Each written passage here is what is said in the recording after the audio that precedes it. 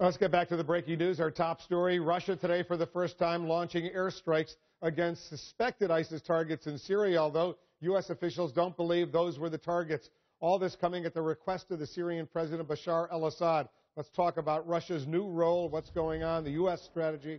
The Texas Republican Congressman Mac Thornberry is joining us. He's the chairman of the House Armed Services Committee. Mr. Chairman, thanks very much for joining us. You're well briefed on what's going on. What is Russia doing now, launching these airstrikes north of Damascus in Homs, an area where there apparently aren't a whole lot of ISIS troops? Yeah, Russia is there to support Assad.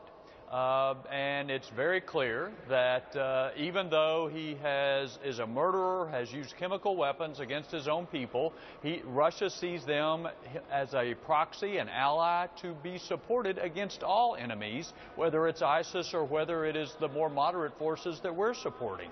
So I think you're seeing a weak, inadequate U.S. policy towards Syria merging with a weak, inadequate U.S. policy that's not working against ISIS, and it's creating this vortex, and U.S. national security interests are falling down into it. Because what's so worrying, Mr. Chairman, is that an hour before the Russians launch these airstrikes, they basically notify the U.S. it's about to happen, and they then tell the U.S., you know what, you better not fly in that region because it's Russian airspace for all practical purposes right now. That's pretty bold. It's very bold, but remember, this is not out of the blue.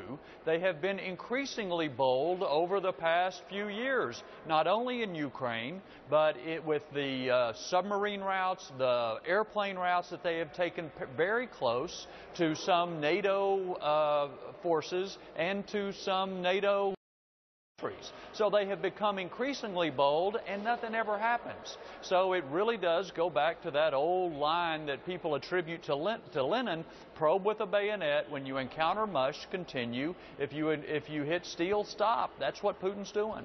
When you hear the Secretary of State, John Kerry, or for that matter, the President of the United States say maybe there's an opportunity to fight ISIS in coordination with Russia, maybe even Iran, what's your reaction? Despair, because basically what that means is our Secretary of State is willing to turn over leadership in the world to a coalition of Russia and Iran to back up Syria. It is very concerning. You know, what it looks like to me is the administration is willing to just run out the clock.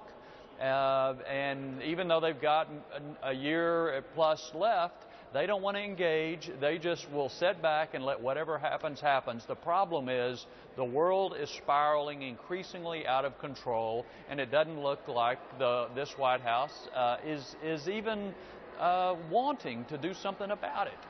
On top of all of this, the awful situation unfolding in Syria, the humanitarian plight, what's going on in Iraq. Look what's going on in Afghanistan, Mr. Chairman, right now. A large city, Kunduz, 300,000 people, a city of approximately the size of Cincinnati right now. Taliban regaining control. Afghan forces fleeing. Thousands of civilians evacuating, getting out of there right now, despite the tens of billions of dollars the U.S. spent in training these Afghan troops. How disheartening is that to you? Well, it's very discouraging. I was interested in your conversation with Ambassador Crocker a few moments ago. Remember, and I think he's exactly right, this is headed towards another situation like we had in Iraq. Remember that the military had a plan for how many people they wanted to stay in Afghanistan to provide this advise and assist mission. The White House didn't want to do that. They insisted on getting below 10,000 people. I was in Afghanistan earlier this month. Most of their advising is now done from Kabul over a video conference. Well, you can't really see what's happening on the ground when you're doing it over a computer monitor. And so I'm afraid we have, again, cut too fast, too far, and the Afghans were not ready to take up the full mantle of their security responsibilities without us being there to help advise them. And I hope they can turn it around. I think it's very important for our security that we help them turn it around. Huge challenge for the Afghan security forces, for the U.S., for the NATO allies who are still there, and as you say, about 9,800 U.S. troops still, as we speak, in Afghanistan. Mr. Chairman, thanks very much for joining us.